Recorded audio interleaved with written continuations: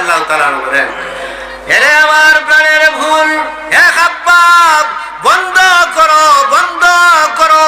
তোমার এই তিলাওয়াত, তোমার এই আওয়াজ আমার বরদাস্ত হয় না।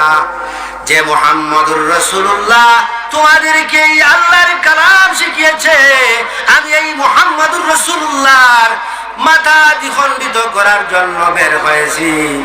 বললে, ও খাব্বাব, তাড়াতাড়ি করো, আমাকে সেই নবীর মায়ার নবীর দরবারে নিয়ে চলো। যে মুহাম্মদুর রাসূলুল্লাহ সাল্লাল্লাহু আলাইহি ওয়াসাল্লাম আমার এই আল্লাহর পরিচয় দিল। ও খাব্বাব রে, তাড়াতাড়ি করো, আমাকে সেই নবীর দরবারে নিয়ে হাজির করো। সুবহানাল্লাহ।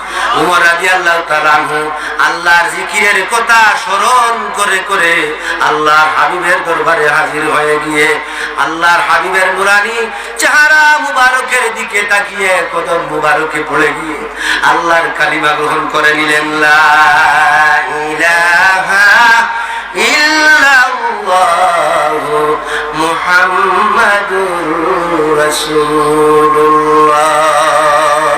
সাল্লাল্লাহু আলাইহি ওয়াসাল্লাম।